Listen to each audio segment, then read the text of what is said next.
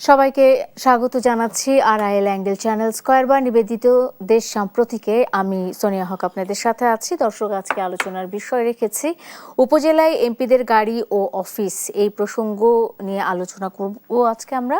যেহেতু জাতীয় সংসদে এই বিষয়টি নিয়ে কথা হয়েছে, সুতরাং আজকে আমরা এই বিষয়টি নিয়ে কথা বলবো এবং এই বিষয়ে কথা বলতে বা তাদের মতামত দিতে আজকে আমার সাথে স্টুডিওতে যুক্ত হয়েছেন নূর খান লিটন, মানবাধিকার কর্মী। তিনি আছেন আমার সাথে। যুক্ত হয়েছেন অধ্যাপক ডক্টর হাসানাত আলী, উপাচার্য, নওগাঁ বিশ্ববিদ্যালয়। দুজনকে স্বাগত জানাচ্ছি এবং যেমনটা বলছিলাম, আজকে আলোচনা করতে চাই উপজেলায় এমপিদের গাড়ি ও অফিস। এটি নিয়ে গত দুদিন ধরেই আমরা দেখেছি যে জাতীয় সংসদে আলোচনা হয়েছে। প্রথমে একটি অফিসের কথা বলা হয়েছিল এবং পরবর্তীতে বিরোধী দলের পক্ষ থেকে গাড়ির জন্য এক ধরনের দাবি জানানো হয়েছে, যেটি নিয়ে বিরোধী দলীয় নেতা ডাক্তার শফিকুর রহমান বলেছেন আসলে যে ছোটদের যে দাবি সেগুলো মানতে হয় কিংবা ছোটদের কথা ফেলতে হয় না, এমনটা বলেও তিনি এক ধরনের এই গাড়ি বা অফিসের যে বিষয়টি রয়েছে সেটিকে জাস্টিফাই করার চেষ্টা করেছেন বা সেটিকে নর্মালাইজ করার চেষ্টা করেছেন। আমি নূর খান লিটনকে দিয়ে আলোচনাটা আজকে শুরু করি। নূর খান, আপনার কাছে কি মনে হয় যে আসলে স্থানীয় সরকার নির্বাচন খুব শিগগিরই হবে, এটা আমরা ধারণা করতে পারি। সেক্ষেত্রে স্থানীয় সরকার নির্বাচনে যারা স্থানীয় সরকারে বা লোকাল গভর্নমেন্টে নির্বাচিত হবেন তাদেরকে আরও শক্তিশালী করার কথা বলছি আমরা। আবার পাশাপাশি মন্ত্রী এমপিদের স্থানীয় সরকারের পর্যায়ে তাদের যে হস্তক্ষেপের যে বিষয়গুলো সেগুলো কমানোর কথাও বলছি। আবার আরেক দিকে আমরা সেখানে বলছি গাড়ি এবং অফিসের দাবি তুলছি। বিএনপি যদিও এর মধ্যেই এমপিদের শুল্কমুক্ত গাড়ির বিষয়টি না নেওয়ার কথা নিশ্চিত করেছে, গাড়ি এবং প্লটের বিষয়টি। আপনি কি ভাবছেন? আপনার কি মনে হয় এটি কি দেয়া তাদের কি উচিত কি উচিত নয়? প্রথমে আমি বলে নেই যে আমি ব্যক্তি হিসাবে দীর্ঘদিন ধরে এটার বিপক্ষে আমার অবস্থান। অর্থাৎ এখানে দেখেন, জামাতে ইসলাম এবং বিএনপি উভয় দলই কিন্তু নির্বাচনের আগে এবং নির্বাচনের পরে একই কথা বলেছেন যে তারা শুল্কমুক্ত গাড়ি নেবেন না এবং সুযোগ সুবিধা ওইভাবে নেবেন না। এমনকি প্লটের কথাও কেউ কেউ বলেছেন যে সরকারি প্লটও তারা নেবেন না। এটা খুবই এইটা সাধুবাদ জানাতেই হয়। কিন্তু দুর্ভাগ্যজনক হচ্ছে গতকালকে আমরা যেটা খেয়াল করলাম যে বিরোধী দলের একজন পার্লামেন্ট মেম্বার তিনি যেহেতু সরকার উপজেলা লেভেলে তাদের অফিসের একটা বসার ব্যবস্থা করেছেন, সেই কারণে তারা বলছেন যে গাড়ির একটা ব্যবস্থা করা হোক। এবং সেখানে জামাতে ইসলামের নেতা বলছেন যে ছোটদের কথা না বলতে নাই। এটার মধ্য দিয়ে কিন্তু প্রচ্ছন্নভাবে তিনি তার পূর্বের জায়গার থেকে সরে এসছেন, খুব স্পষ্টভাবেই তিনি সরে আসছেন। যত যাহাই বলুক না কেন, তিনি যেভাবে বলেছিলেন যে জামাতে ইসলাম শুল্কমুক্ত, যদিও কথাটা শুল্কমুক্ত, কিন্তু আমার কথা হচ্ছে এটা সুযোগ সুবিধার ভিতর পড়ে। তো আর আমাদের প্রতিনিধি পার্লামেন্ট মেম্বার যারা হন তারা মূলত আমাদের আইন প্রণেতা। এক কথায় বলতে হবে যে আইন প্রণেতা।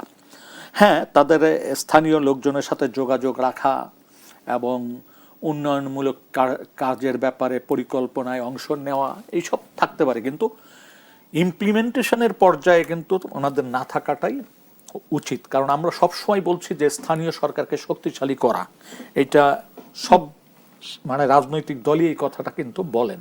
এবং এই কথাটার যদি আমরা ভিত্তি ধরি যে এই কথাটা ঠিক রাখতে হবে, তাহলে আসলে উন্নয়ন কার্যক্রমে একেবারে স্পষ্টতই কতটুক এমপি সাহেবরা এটা দেখভাল করবেন বা কতটুক যুক্ত হবেন সেটা স্পষ্ট হওয়া দরকার। আর আমরা আবারও বলি, গাড়ির বিষয়টা আমরা বিগত দিনে যেটা দেখেছি কয়েকটা পার্লামেন্টের সেই এরশাদ সাহেবের আমল থেকে যদ্দূর মনে পড়ে আমার, যদি আমি ভুল না করে থাকি, এই শুল্কমুক্ত গাড়ি দেওয়ার ফলে যেটা হয়েছে যে অনেক এমপি সাহেব এই গাড়িগুলি এনে আবার বিক্রি করে দিয়েছেন। এইটার বিক্রি করার ডকুমেন্টস তৈরি হয়েছে, ওই 300 টাকার স্ট্যাম্প বা এইসব, নানান ছলচাতুরির আশ্রয় নিয়েছেন। দুর্ভাগ্যজনক। 2 কোটি টাকার গাড়ি 40 লাখ টাকায় কিনে নিয়ে এসে ব্যাপার হচ্ছে। এবং দেখেন কি ডান কি বাম কি ইসলাম, যারা গাড়ি কিনেছেন ট্যাক্স ফ্রি পাওয়াতে সব দামি দামি গাড়িগুলি কিন্তু তারা পছন্দ করেছেন। যে গাড়ির দাম 4 কোটি 3 কোটি 5 কোটি এই সব গাড়ি ওই যেহেতু অল্প পয়সায় আনা যায় এবং পরে যখন এইটাকে ব্যবহার করার জন্য অন্য মানুষের কাছে কৌশলে বিক্রি করা, ব্যবহার করা মানে বিক্রি করার জন্য দেন, তখন দেখা যাচ্ছে যে এইখান থেকে তারা কোটি টাকার মানে 1 কোটি টাকা বা তারও উপরে তারা মানে লাভবান হচ্ছে। এমনিই তো ধরেন আমাদের পার্লামেন্ট মেম্বারদের কার্যক্রম নিয়ে অনেক কথাবার্তা কিন্তু আছে। সেই বালু মহলের কথা যদি বলি, পুলিশের নিয়োগ, শিক্ষকের নিয়োগ, নানান কথাবার্তা আছে। আমি বলবো না যে এই সব কিছুই সত্য বা সবাই এটার সাথে যুক্ত, এটা বলবো না, কিন্তু এই কথাগুলি তো আছে। তো আমরা যেখানে রাজনীতিতে পরিশুদ্ধতা চাচ্ছি, অর্থাৎ শুদ্ধ রাজনীতির চর্চাটা চাচ্ছি, তাহলে আমাদের শুরুটা করতে হবে যে যেসব ক্ষেত্রে রাজনীতিবিদদের, বিশেষ করে জনপ্রতিনিধিদের সুযোগ সুবিধাটাই মুখ্য হয়ে যায়। যেমন গাড়ি, প্লট, আপনি যদি দেখেন পূর্বাচলে প্লট কাদের নামে হয়েছে, আপনি যদি গত 20-25 বছর হিসাব করেন যে কারা গাড়ি নিয়ে আসছে, আপনি পোর্টের ইজি পাবেন, এবং তারা সেই গাড়িগুলি বর্তমান কারা ব্যবহার করছে সবই পাওয়া যায়। এবং দুর্ভাগ্য হচ্ছে যে আমরা যে প্রতিশ্রুতি শুনলাম যে নির্বাচনের আগে যে তারা সুযোগ সুবিধা নেবেন না, এখন পার্লামেন্টে দাঁড়িয়ে যেভাবে কথা বলছেন, হয়তো তারা বলবেন যে এটা কাজের প্রয়োজনে, এটা সুযোগ সুবিধা না। আমার এখানে এটা খুব স্পষ্ট করা দরকার যে কোনটি মানে কতটুকু আপনি পেতে পারেন কাজের জন্য। যেমন ধরেন উপজেলা লেভেলে যে গাড়িগুলো আছে, একজন পার্লামেন্ট মেম্বার যদি তার নির্বাচনী এলাকায় পর্যন্ত পৌঁছে যান, সেখান থেকে তার উপজেলায় যেতে যে সময়টুকু কালের জন্য গাড়ি দরকার, সেটা হয়তো গভর্নমেন্ট প্রোভাইড করতে পারে। এটা এক জিনিস। আর আমার যেটা আশঙ্কা সেটা হচ্ছে এই ধরনের কথাবার্তা বলার ফলে যে জিনিসটা, অর্থাৎ পূর্বের অবস্থায় ফিরে যায় কিনা, অর্থাৎ আমরা সেই বিশাল বিশাল গাড়ি যেন গ্রামে না দেখি, যেটার মধ্য দিয়ে জনগণ থেকে কিন্তু এই পার্লামেন্ট মেম্বাররা বিচ্ছিন্ন হয়ে যায়, জনপ্রতিনিধিরা আর জনগণের সাথে মিশতে পারে না এবং তারা বিচ্ছিন্ন হয়ে যায়। আমরা দেখেছি, আমরা এটা চাক্ষুষ সাক্ষীও তো রয়েছি যে বাড়ির পাশ দিয়ে যখন মন্ত্রী এমপিদের গাড়িগুলো, বড় বড় গাড়িগুলো যায়, তখন আমরা শুধু সেগুলো তাকিয়ে দেখি, আমরা সেই নেতার মুখ আর দেখতে পাই না। আমি একটু অধ্যাপক ডক্টর হাসনাত আলীর কাছে যেতে চাই। এই যে গাড়ি, এমপিদের গাড়ি এবং অফিসের দাবি যেটি শুরুর দিকে ছিল না আমরা নিব না, আবার নতুন করে আরেক রূপে সেটি পাওয়ার যে একটা লিপ্সা কিংবা ইচ্ছা পোষণ করছেন সাংসদরা, এটিকে আপনি কিভাবে দেখছেন? এবং এই যে কার্যকর সংসদের কথা আমরা বারবার বলছি যে একটা কার্যকর সংসদ চাই আমরা, যেখানে কার্যকরী আলাপ আলোচনা হবে, যেখানে গঠনমূলক আলোচনা হবে, যেখানে সাংসদরা নিজেদের সুযোগ সুবিধা আলাদা রেখে জনগণের সুযোগ সুবিধার কথা ভাববে। এই সংসদটা কি আদতেও আমরা দেখতে পাবো কিনা, ডক্টর হাসনাত আলী, আপনার কি মনে হয়? ধন্যবাদ আপনাকে। দেখেন, আমি আপনার কথায় আসার আগে আমার স্মৃতিকে একটু স্মরণ করাই দিতে চাই। নির্বাচনের আগে প্রথম গাড়ি, বাড়ি, প্লট এগুলো নেবেন না, এই ঘোষণাটা জামাতের আমির সাহেব দিয়েছিলেন প্রথম নির্বাচনের আগে।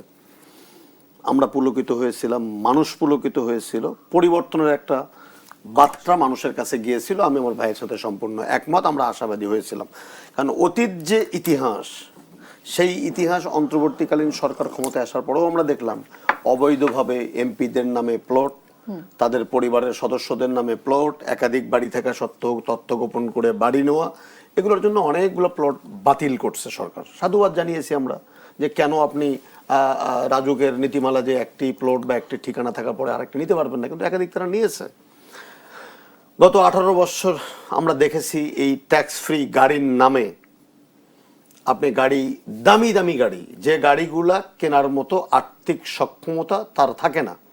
দেখেন আমি একটু বলি যে আপনাকে কেউ যদি স্বামী পরিত্যক্ত হয় বা স্ত্রী পরিত্যক্ত হয়, সন্তান হয়, তাহলে আইনে সুস্পষ্টভাবে বলা আছে আপনি ততটুকু পরিমাণ পাবেন যতটুকু পরিমাণ আপনার সামাজিক মর্যাদা বা আপনার পারিবারিক আর্থিক অবস্থার যে জায়গাটাকে, সেই জায়গায় আপনি থাকবেন। আমি এমপি মহোদয়ের প্রতি শ্রদ্ধা রেখেই বলি, আপনি যখন গাড়ি কিনবেন, আপনি দেখছেন যে সবচেয়ে যে দামি গাড়িটি 2 কোটি, 2.5 কোটি, 3 কোটি, সরকার বদল হলে সেগুলো পরিত্যক্ত অবস্থায় পাওয়া যায়, বেওয়ারিশ লাশের মতো পড়ে থাকতে দেখা যায়, খুঁজে পাওয়া যায় না। এই যে গাড়িগুলা, আপনার যে প্রিভিয়াস মানে সেই সংসদ সদস্যের যে আর্থিক সক্ষমতার জায়গাটুকু বা সামাজিক মর্যাদার জায়গা, তার সাথে কি সামঞ্জস্যপূর্ণ নয়? তাহলে হয়তো এটা কি সরকার একটা বিশিষ্ট পরিমাণ রাজস্ব থেকে বঞ্চিত হচ্ছে। আপনি সংসদ সদস্য হয়ে শপথ নিচ্ছেন, আপনি রাষ্ট্রের পক্ষে কথা বলবেন, আপনি রাষ্ট্রের জনমানুষের পক্ষে আইন প্রণয়ন করবেন পার্লামেন্টে, আপনি জনগণের স্বার্থ রক্ষা করবেন, আপনি উন্নয়নমূলক কাজের তদারকি করবেন। আমি দেখছিলাম যে একজন সংসদ সদস্যের কাজটা কি, এই 4টি মোটা দাগে কাজ। 1 নম্বর আইন প্রণয়ন করবেন, সংশোধন করবেন আইন প্রয়োজনে, এবং আপনি জনগণের স্বার্থে কাজ করবেন। আপনি সরকারের জবাবদিহিতা নিশ্চিত করবেন সংসদের ভেতরে। যদি বিরোধী দল হন তো সরকারের নিশ্চয়তা আপনি তাদের কর্মকাণ্ড নিয়ে জবাবদিহিতা নিশ্চিত করার জন্য দায়িত্ব পালন করবেন। আরেকটি হলো স্থানীয় যে আপনার নির্বাচনী এলাকা, যে সমস্ত উন্নয়ন কর্মকাণ্ডগুলো হচ্ছে তার তদারকি করবেন। তাহলে আপনি এই কাজগুলো করবেন বলেই তো আপনি পার্লামেন্টে দাঁড়িয়েছেন, এই কাজগুলো করবেন বলেই তো জেনে শুনে আমি আপনাকে ভোট দিয়েছি। তখন তো একবারও আপনি বলেননি যে আপনাকে এই কাজটি করার জন্য একবার সুযোগ দিন, জনসভা করতে দিন। তো জনসভা আপনি করবেন, সেই জনসভা করার জন্য আপনি এই কাজগুলো আপনি করতেছেন। বসার যে বিষয়টি, তাহলে প্রশ্নটি হলো আরেকটি সংঘাতের জায়গা আমি দেখছি। কয়েকদিন পরেই স্থানীয় সরকার নির্বাচন হবে, কোনো মার্কাই হবে না। তাহলে যখন মার্কাই হবে না, তখন যে দলগুলো এই মুহূর্তে ক্রিয়াশীল তাদের কিন্তু একাধিক প্রার্থী মাঠে থাকবে। মাঠে থাকলে একটা সংঘাতের আশঙ্কা থেকে যায়। দলীয়ভাবে যখন আপনি নির্বাচন করবেন, প্রার্থী দিলেন, অন্যদেরকে বসায় দিলেন, বহিষ্কার করলেন, একটা নিয়ন্ত্রণ থাকে। কিন্তু যখন ওপেন করে দেবেন তখন কোনো নিয়ন্ত্রণ থাকবে না। এই সংঘাতটা একটা বড় ধরনের চ্যালেঞ্জ হতে পারে আগামী নির্বাচনে। 1। 2 নম্বর যে ঘটনাটি হলো সেটি হলো এই যে নির্বাচন করার পরে ধরেন যে এমপি হলেন এক দলের, উপজেলা চেয়ারম্যান হলেন আর এক দলের, আপনি এই একই জায়গায় একটি অফিস দিচ্ছেন। আমি এটাকে খুব বেশি খারাপ চোখে আপাতত দেখছি না, তবে সরকারকে অনুরোধ করব যে যদি সম্ভব হয় উপজেলা কম্পাউন্ডের বাইরে যদি কোনো সরকারি বিভিন্ন অফিস থাকে বা ধরেন ওখানে একটা ডাক বাংলা আছে পরিত্যক্ত, অনেক জায়গায় ভালো ভালো ডাক বাংলা পরিত্যক্ত, টিএনও সাহেবের বাড়িতে টিএনও সাহেব থাকেন না, চেয়ারম্যানের বাড়িতে চেয়ারম্যান থাকেন না, এরকম যদি কোনো সরকারি পরিত্যক্ত বা অব্যবহৃত জায়গা থাকে দয়া করে সেখানে অফিসটা করে দেন। এই স্থানীয় সরকারের যে কাজটি, সেই স্থানীয় সরকারের কাজের সাথে সংঘাত তৈরি, আমি কিন্তু প্রথমেই বলছি এই উদ্যোগটাকে সাধুবাদ জানাই। যখন এমপি টিএনওর সামনে বসে থাকে, একজন এমপি উপজেলা চেয়ারম্যানের সামনে বসে থাকে, তার একটা মর্যাদার যে জায়গাটুকু, এটি সরকারকে সাধুবাদ দিয়ে আমি একটু বলতে চাই যে অন্তত তাদের একটা সেপারেট আইডেন্টিটি, তাদের যে কম্পাউন্ড আছে সেই কম্পাউন্ডের ভেতরে না করে সাময়িকভাবে করুক, দরকার আলাদাভাবে তাদের একটা করা যায় কিনা সেই বিষয়টি ভেবে দেখতে পারে। আরেকটি ঘটনা যেটা হলো, দেখেন স্থানীয় সরকারের কাজটা কিন্তু একেবারে লোকাল গভর্নমেন্ট বলতে যেটা বুঝি, তারা কিন্তু আইন প্রণয়ন করে না। তারা জনগণের কাছে ওইভাবে উন্নয়ন কার্যক্রমের পরিকল্পনা তারা করে, বাস্তবায়ন তারা করে, তারা রাজস্ব আদায় করে মানুষের কাছ থেকে তাদের নিজস্ব পরিষদের ব্যয় নির্বাহ করার জন্য। আমি সেই জায়গায় শুধু এতটুকু বলবো যে যদি সত্যিকারের গণতান্ত্রিক বাংলাদেশ আমরা চাই এবং স্থানীয় সরকার নির্বাচন, যেরকম বর্তমান সরকার যারা ক্ষমতায় আছেন, সেই শহীদ রাষ্ট্রপতি জিয়াউর রহমান উনি স্থানীয় সরকারকে শক্তিশালী করার জন্য গ্রাম সরকার প্রতিষ্ঠা করেছিলেন। যে গ্রাম যদি শৃঙ্খলের মধ্যে থাকে, একটা গ্রামকে যদি স্বাবলম্বী করা যায়, তাহলে ইউনিয়ন স্বাবলম্বী হবে, উপজেলা স্বাবলম্বী হবে, তারপর সেই স্বাবলম্বীর জায়গা থেকে দেখেন আইন প্রণয়ন করে এই স্থানীয় সরকার প্রশাসনকে অনেকটা বিকলাঙ্গ করা হয়েছে। কারণ একটা সময় উপজেলা চেয়ারম্যান না, নির্বাচিত চেয়ারম্যান, এগুলো বিষয় নিয়ে পার্লামেন্ট নিশ্চয়ই ভাববে। তার ক্ষমতাকে খর্ব করে চেয়ারম্যানের উপরে ইউনোদেরকে বসানো হয়েছে। এটি তো হতে পারে না, এটা তো স্থানীয় সরকারের মূল কনসেপ্ট নয়। বরং নির্বাচিত যারা প্রতিনিধি, উপজেলা চেয়ারম্যান, তাদের সচিব হিসাবে বা তাদের নির্বাহী হিসাবে কাজ করার কথা টিএনওদেরকে। কিন্তু আমাদের দেশের আমলাতন্ত্র নির্বাচিত উপজেলা চেয়ারম্যানদেরকে মানে কি বলবো অবনমন করে তাদেরকে মুখোমুখি করে দিয়েছে এই টিএনও ইউনো মহোদয়দেরকে। আমি তাদের প্রতি শ্রদ্ধা রেখেই বলি, তারা সরকারের বেতনভুক্ত কর্মচারী বা কর্মকর্তা, আমরা তাদেরকে সম্মান করতে চাই, রেসপেক্ট করতে চাই। কিন্তু যে মানুষটাকে আমরা ভোট দিয়ে নির্বাচিত করলাম, তিনি আপনার অধীনে কাজ করবেন বা আপনার সিদ্ধান্তের মুখোমুখি হয়ে থাকবেন, বা ওনারা সিদ্ধান্ত নিলেও এটি বাস্তবায়ন হবে কি হবে না সেটা নির্ভর করবে একজন উপজেলা নির্বাহী কর্মকর্তার ইচ্ছা এবং অনিচ্ছা। এই জাতীয় স্থানীয় সরকার বাংলাদেশের মানুষ দেখতে চায় না, কিন্তু এর পরিবর্তন হবে কিনা, কারণ আমরা গত কবছরই দেখেছি তো না যে কিভাবে চেয়ারম্যান, উপজেলা চেয়ারম্যান কিংবা ভাইস চেয়ারম্যান এনারা যারা আছেন তাদের শিক্ষাগত যোগ্যতা থেকে শুরু করে তাদের প্রত্যেকটা জায়গাতে তাদেরকে এক ধরনের দাবিয়ে রাখার চেষ্টা করা হয়েছে এবং যাকে তাকে ধরেই কিন্তু উপজেলা চেয়ারম্যান, ভাইস চেয়ারম্যান বানিয়ে দেওয়ার এক ধরনের প্রবণতা দেখেছি। তো এবার আমরা আমরা এর পরিবর্তন দেখব কিনা, বিশেষ করে শিক্ষাগত যোগ্যতাটা। কারণ যখনই শিক্ষাগত যোগ্যতার মাপকাঠিতে কোনো একজন জনপ্রতিনিধি মানে তাকে মাপা যায় না, তখনই দেখা যায় সেখানে তাকে এই যে আপনি অবনমনের কথাটা বললেন বা অবদমনের কথা বললেন, সেই বিভেদটা তৈরি হয়। একটা বিরতির পরে এসে আমি আমার অতিথিদের কাছে জিজ্ঞেস করতে চাই যে আসলে এই উপজেলা চেয়ারম্যান কিংবা ভাইস চেয়ারম্যান বা স্থানীয় সরকার নির্বাচনে যারা প্রার্থী হতে যাচ্ছে তাদের শিক্ষাগত যোগ্যতার বিষয়টি সরকার মাথায় রাখবে কিনা। দর্শক থাকুন সাথে, ফিরছি দেশ সম্প্রতিক্রিয়া। বিরতির পর স্বাগত আরেকবার, দেখছেন দেশ সাম্প্রতিক, নিবেদন করছে আরআইএল অ্যাঙ্গেল চ্যানেল স্কয়ারবার। সোনিয়া হক আপনাদের সাথে আছি। আলোচনা করছিলাম উপজেলায় এমপিদের গাড়ি ও অফিস এই বিষয়টি নিয়ে, এবং আমি আলোচনায় ফিরতে চাই। শেষ পর্যন্ত আমি ছিলাম আলোচনায়, বিরতিতে যাবার আগে সেটি হলো যে উপজেলা যারা স্থানীয় সরকার নির্বাচনে যারা আবার অংশগ্রহণ করতে যাচ্ছে, বিভিন্ন পদে নির্বাচিত হবে, মনোনীত হবে, তারাও তো জনগণের ভোটে, জনগণের রায়ে আসলে নির্বাচিত হয়ে আসবে। তাদের শিক্ষাগত যোগ্যতা কিংবা তাদের যে যে ক্রাইটেরিয়াগুলো আছে এটি আসলে কি বলে? নূর খান লিটন, আপনার কাছে আমি একটু জানতে চাই, একটু কনফার্ম হতে চাই যে এই বিষয়ে শর্তাবলীগুলো কি, এই নির্বাচনের শর্তাবলী। যে জায়গাটিতে আপনি প্রশ্ন করেছেন সেই একটি জায়গাতেই আমি আমার উত্তর কেন্দ্রীভূত রাখতে চাই, সেটা হচ্ছে যে যারা জনপ্রতিনিধি হবেন তাদের শিক্ষাগত যোগ্যতা নিয়ে। এইখানে খুব স্পষ্ট একটা জিনিস জানা আমাদের মানে বোঝার দরকার, সেটা হচ্ছে জনপ্রতিনিধিরা কিন্তু তিনি জনপ্রতিনিধি হতে পারবেন যিনি জনগণের সাথে সম্পর্ক রাখবেন, জনগণের দৈনন্দিন খোঁজখবর রাখবেন এবং জনগণের সমস্যাকে চিহ্নিত করতে পারবেন, সমাধানের পথ বাতলাতে পারবেন এবং স্থানীয় যে উন্নয়ন কার্যক্রম সেটার পরিকল্পনা করতে পারবেন, বাস্তবায়ন করতে পারবেন। আমাদের দেশে আসলে শিক্ষার যে ব্যাপারটা হয়েছে, এখনো পর্যন্ত আমাদের শিক্ষার যে পার্সেন্টেজ সেটা খুব যে ওই পর্যায়ে এসছে এটা বলার সুযোগ নেই। বরং আমরা যেটা দেখেছি যে বাংলাদেশে পার্লামেন্ট মেম্বার বলেন বা জনপ্রতিনিধি যারা আছেন, সেখানে বেশিরভাগ ক্ষেত্রে আমরা যেটা লক্ষ্য করেছি যে স্বশিক্ষায় শিক্ষিত বা আপনারা যেটা অনেকে বলতে চান, চেষ্টা করেন স্বল্প শিক্ষিত, তাদের কিন্তু পারফরমেন্স অনেক ভালো থাকে একজন ধরেন বিশ্ববিদ্যালয়ে পড়ুয়া মানে বিশ্ববিদ্যালয় থেকে পাশ করে আসা একজন মানুষের চেয়ে, প্রাতিষ্ঠানিক শিক্ষার চেয়ে স্বশিক্ষায় শিক্ষিত মানুষদের এই ক্ষেত্রে অনেক বেশি গুরুত্বপূর্ণ ভূমিকা রাখতে দেখেছি।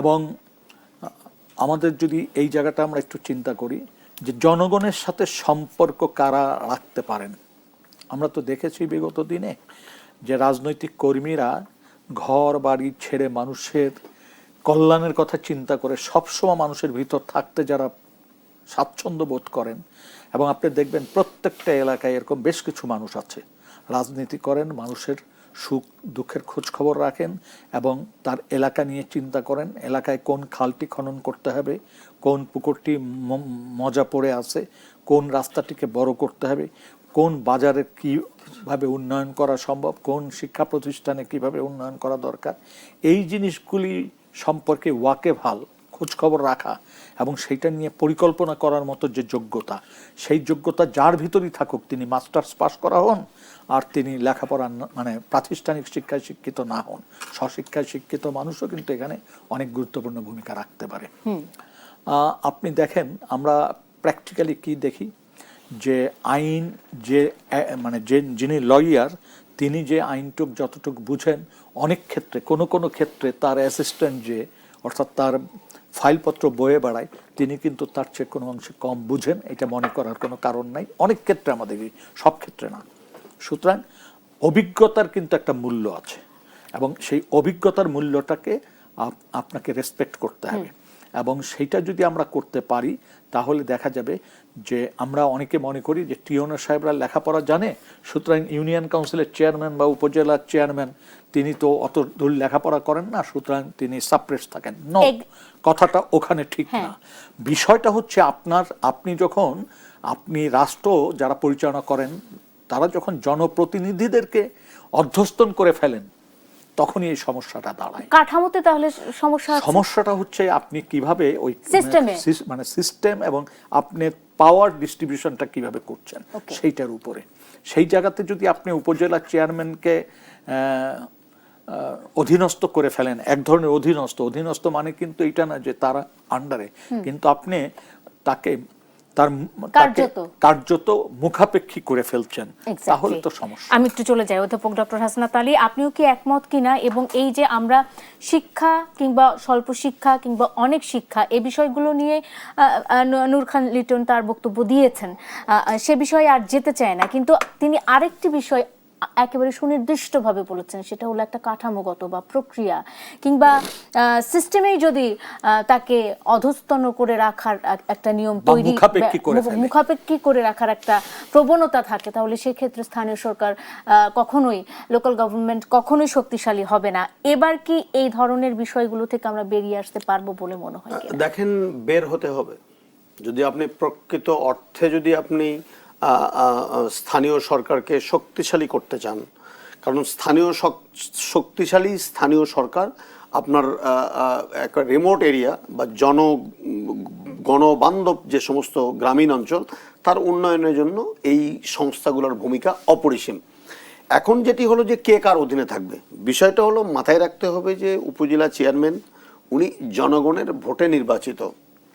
তো জনগণের ভোটে যখন নির্বাচিত হন তখন তার সঙ্গত কারণে জনগণের কাছে তার একটা দায়বদ্ধতা থাকে, কিন্তু যিনি সরকারি কর্মকর্তা ওই অর্থে কিন্তু জনগণের কাছে তার দায়বদ্ধতা থাকে না। এখন প্রশ্ন হলো যে উপজেলা চেয়ারম্যান এককভাবে সিদ্ধান্ত গ্রহণ করে, উত্তর হলো না, তিনি এককভাবে সিদ্ধান্ত গ্রহণ করেন না, তার একটা পরিষদ থাকে, উপজেলা পরিষদ। সেই পরিষদের সভাপতিত্ব করেন উপজেলা চেয়ারম্যান। সেখানে সকল ইউনিয়ন পরিষদের, তার নির্দিষ্ট ইউনিয়ন পরিষদের চেয়ারম্যানরা সদস্য থাকেন, তারপরে কমিশনাররা সদস্য থাকেন, এবং এখানে আমি যদি আগের কথা বলি, প্রথম যে উপজেলা পরিষদের পরে তো নিজের মতো করে পার্লামেন্ট মেম্বাররা সংসদে আইন করে নিজেদের ক্ষমতা বৃদ্ধি করা, ইএনওদেরকে ক্ষমতায়ন করা, চেয়ারম্যানদেরকে দুর্বল করা, এরকম করে একটা লেজে গবর অবস্থা করে রেখেছে। আমি এই গণতান্ত্রিক সরকারের কাছে অনুরোধ করব, বা আমি বিশ্বাস করতে চাই যে এই সরকার এই উপজেলা সিস্টেমটাকে শক্তিশালী করবেন। তাহলে শক্তিশালী করতে গেলে কি করা দরকার? এই আইনটাকে সংশোধন করতে হবে। এবং আমি তো আশাবাদী মানুষ যে এখন যিনি স্থানীয় সরকার পল্লী উন্নয়ন সমবায় প্রতিমন্ত্রী, তিনি এক সময় ইউনিয়ন পরিষদের চেয়ারম্যান ছিলেন, মীর শাহে আলম, তিনি উপজেলা পরিষদের চেয়ারম্যান ছিলেন, তিনি কিন্তু এই স্টেটমেন্টটা করেছেন যে এমপিরা সেখানে বসবেন। অতএব উনি ইউনিয়ন পরিষদের চেয়ারম্যান থাকলে কি সুবিধা অসুবিধা উনি সম্যক জানেন, উপজেলা চেয়ারম্যান হিসেবে ওনার কি সুবিধা অসুবিধা উনি সেটিও জানেন। ঠিক একইভাবে উনি যেহেতু এখন মন্ত্রীর চেয়ারে আসেন, পার্লামেন্ট মেম্বার, অতএব তার যে অধিকারের জায়গাটুকু বা সমন্বয় করার জায়গাটুকু বা উন্নয়ন কর্মকাণ্ড তদারকি করার যে দুর্বলতা বা সক্ষমতা, এই বিষয়গুলো সম্পর্কেও উনি সম্যক ধারণা অর্জন করেছেন এতদিনে, আমার এটা বিশ্বাস করতে চাই। অতএব সেই জায়গায় থেকে আমি আশাবাদী মানুষ, স্বপ্ন দেখতে চাই যে এমন একজন মানুষের কাছে এই বিভাগটি আছেন যিনি একেবারেই বললাম ইউনিয়ন পরিষদ থেকে মন্ত্রীর চেয়ারে, অতএব উনি সঠিক ভূমিকাটি রাখবেন এই স্থানীয় সরকার বিভাগটাকে শক্তিশালী করার জন্য। এই জন্য আমি আর বেশি বাড়াচ্ছি না আজকে। আমি একটা বিরতি নিব, আরো বলতে হবে। দর্শক, আর একটা বিরতির সময় হয়েছে দেশ সাম্প্রতিকে, ফিরছে এক্ষুনি, সঙ্গে থাকুন। বিরতির পর স্বাগত আরেকবার, দেখছেন দেশ সাম্প্রতিক, নিবেদন করছে আরআইএল অ্যাঙ্গেল চ্যানেল স্কয়ারবার। সোনিয়া হক আপনাদের সাথে আছে এবং আলোচনার বিষয় ছিল উপজেলায় এমপিদের গাড়ি ও অফিস। এই বিষয় দিয়ে শুরু করেছিলাম।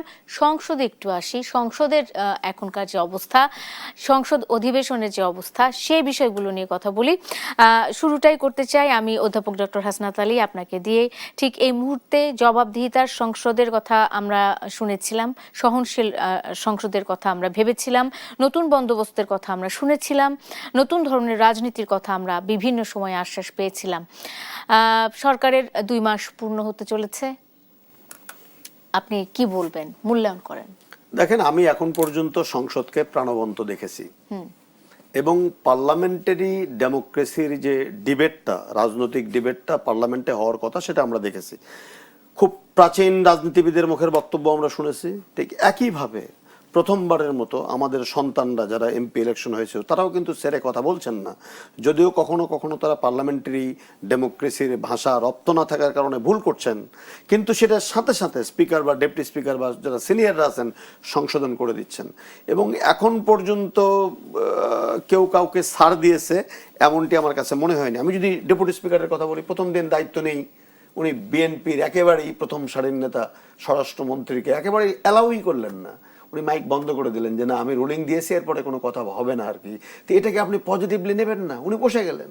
ঠিক একইভাবে আবার যখন বিরোধী দলের নেতা কথা বলছেন তিনি কিন্তু ছেড়ে কথা বলছেন না, মাননীয় প্রধানমন্ত্রী উনি শুনছেন, উপলব্ধি করছেন, প্রশ্নের জবাব দিচ্ছেন এবং খুব কনস্ট্রাকটিভ ওয়েতে এখন পর্যন্ত যা দেখছি তাতে অন্তত আর যাই হোক গত 18টি বৎসর প্রয়াত নেতৃবৃন্দের নামে যেভাবে কুৎসা রটনা করা হতো রাষ্ট্রীয় পয়সার অপচয় করে, সেই জায়গা থেকে তো আমরা বের হতে পেরেছি। এটাই সবচেয়ে বড় অর্জন 24-এর পরে, যে অন্তত কোনো প্রয়াত নেতাকে নিয়ে আমরা পার্লামেন্টের ভেতরে কোনো অপপ্রচারে লিপ্ত নই, ইতিহাস বিকৃতিতে লিপ্ত নই এবং কাউকে তুই তুকারি করাতে লিপ্ত নই। আমরা পার্লামেন্টের প্রধানমন্ত্রীকে, আজকের মাননীয় প্রধানমন্ত্রীকে তুই সম্বোধন করতে দেখেছি। এই ধরনের অপরাজনীতি বা এই ধরনের অগ্রহণযোগ্য আনপার্লামেন্টারি শব্দ এখন পর্যন্ত পার্লামেন্টে উচ্চারিত হয়নি। দু একটি টুকিটাকি কথা উচ্চারিত হয়েছে, সেটা এমনও হয়েছে যে সরকারি দলের কথা একবার বললে ওটা আর এক্সপান্স কোনোদিন হইতো না। কিন্তু এবার তো দেখছি যে সরকারি দলেরও কখনো কখনো যদি কোনো মেম্বার যদি আনপার্লামেন্টারি কোনো ওয়ার্ড যদি বের হয়ে যায় সেটাকে সাথে সাথে স্পিকার এক্সপান্স করছেন এবং ভূমিকা রাখছেন। এবং এটি তো আসার কথা যে একবার কেউ একজন কোন পার্লামেন্ট মেম্বার বললেন যে মাননীয় স্পিকার আমরা 2 মিনিট পরে নামাজ পড়তে যাই, উনি সাথে সাথে বললেন নামাজ তো পার্লামেন্টের জন্য বসে থাকবেন আইন প্রণয়নের জন্য। এই যে তার নিরপেক্ষ ভূমিকা বা 80% মুসলমানের দেশের যে ধর্মীয় অনুভূতিকে শ্রদ্ধা দেখিয়ে যে কাজগুলো করা, এখন পর্যন্ত আর যাই হোক গান তো গাওয়া হয়নি, এখন পর্যন্ত আর যাই হোক কোনো মানে কি বলবো অপ্রয়োজনীয় কথার স্তুতি তো আমরা শুনিনি, বরং আমরা জুলাই সনদের বাস্তবায়নে চরম উত্তপ্ত একাডেমিক ডিবেট আমরা দেখেছি। আমরা আগামী দিনে এই ধারা অব্যাহত থাকবে, বিরোধী দল কনস্ট্রাকটিভ ভূমিকা রাখবে, সরকারি দল জনগণের কাছে দায়বদ্ধতা।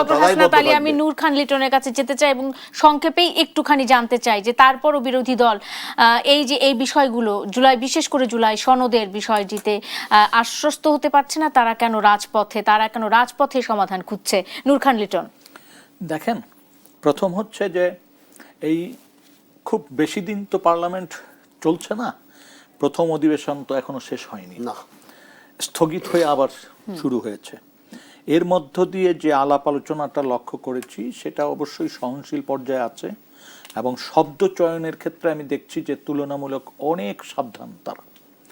আরেকটা ব্যাপার হচ্ছে আগের পার্লামেন্টে সবসময় যেটা খেয়াল করেছি যে তৎকালীন মাননীয় প্রধানমন্ত্রীকে তুষ্ট রাখার জন্য একেবারে শুরুতে যেভাবে কথা বলতেন সেই জায়গাটিতে এখন পর্যন্ত যায়নি। ভবিষ্যতে যাবে কিনা দেখার বিষয়। আমি খুব বেশি আশাবাদী মানুষ না, তারপরও বলি প্রধানমন্ত্রী তো নিজেই বলছিলেন যে আসলে মাননীয় বা বহমানীয় এইসব শব্দ পরিহার করুন। দেখেন, বর্তমান প্রধানমন্ত্রীর কিছু কিছু মানে বক্তব্য, সতর্কতা অসম্ভব সমর্থনযোগ্য এবং তিনি চেষ্টা করছেন একটা কালচার ডেভেলপ করতে। জানি না আশেপাশের মানুষ শেষ পর্যন্ত সেইটা কি করবেন। আমাদের এখানে তো যেটা দেখা যায় যে শুরুতে অনেক কথা হয়, পরবর্তীতে ধরে রাখতে পারে না, ওই জায়গায় আশঙ্কা থাকছে। তো এখন পর্যন্ত মনে হচ্ছে তিনি এই ব্যাপারে যথেষ্ট সতর্ক আছেন এবং এখন পার্লামেন্টে যে বিষয়গুলি নিয়ে বিতর্ক হচ্ছে এবং মাঝে মাঝে পার্লামেন্ট থেকে বেরিয়ে আসছেন বিরোধী দল, সেইটাকে গণতন্ত্রের ভিতরেই কিন্তু সেইটা আছে। পার্লামেন্টারিয়ান ডেমোক্রেসি তো এইটাই হবে, যুক্তিতর্ক উপস্থাপিত হবে, কোনো কোনো ক্ষেত্রে তারা পার্লামেন্ট থেকে বেরিয়ে আসবেন এবং পার্লামেন্ট এবং পার্লামেন্টের বাইরে রাজপথ দুটোই কিন্তু গণতন্ত্রের স্বীকৃত পন্থা, এটাকে তো অস্বীকার করার উপায় নাই। আর জুলাই নিয়ে শুরু থেকেই কিন্তু অনেক বিতর্ক ছিল, যখন কিনা অন্তর্বর্তীকালীন সরকারের সময় বারবার বৈঠকগুলি হচ্ছিল রাজনৈতিক দলগুলির ভিতর। কিছু বিষয়ে কিছু রাজনৈতিক দল আপত্তি দিয়েছেন, কিছু বিষয়ে কিছু রাজনৈতিক দল সম্পূর্ণ মেনে নিয়েছেন। গণভোট হয়েছে এবং গণভোট নিয়ে বর্তমান যে বিচার বিশ্লেষণ, যে ব্যাখ্যা দিচ্ছে, এইটা আমার মনে হচ্ছে পার্লামেন্টের ভিতরে বাইরে এই বক্তব্যগুলি থাকবে, ব্যাখ্যাগুলি থাকবে, কিন্তু বাস্তবতার নিরিখেই আমার বিশ্বাস যে পার্লামেন্ট সদস্যরা পার্লামেন্টকে এগিয়ে নিয়ে যাবেন এবং ভবিষ্যৎ পার্লামেন্টের কার্যক্রমটা মানে আইন প্রণয়নের ক্ষেত্রেই মানে অনেক গুরুত্বপূর্ণ ভূমিকা রাখবে। এবং আমরা দেখেছি যে 133টি সম্ভবত অধ্যাদেশ উত্থাপিত হয়েছে। এইটার কিছু অধ্যাদেশ তো অটোমেটিক পাস হয়েছিল, আর কিছু বিষয় নিয়ে অনেক কথাবার্তা আমরা শুনেছি। কোনো কোনো ক্ষেত্রে আমরাও মনে করেছি যে এই বিষয়গুলি হয়তো এইভাবে না হয়ে এগুলো ল্যাপস না করে অথবা এগুলোকে রহিত না করে একটা সমাধানে এবং পৌঁছবে। তারা বলেছেন যে আরো ভালো সমাধানের জন্য তারা এটা করছেন। আমরা অপেক্ষায় থাকছি। অবশ্যই অসংখ্য ধন্যবাদ নূর খান লিটন এবং অধ্যাপক ডক্টর হাসানাত আলী, দুজনকে ধন্যবাদ জানিয়ে আজকের মতো শেষ করতে চাই দর্শক। আর আই অ্যাঙ্গেল চ্যানেল স্কয়ার বা নিবেদিত দেশ সম্প্রতির সাথে থাকার জন্য আপনাদেরও ধন্যবাদ। শুভরাত্রি।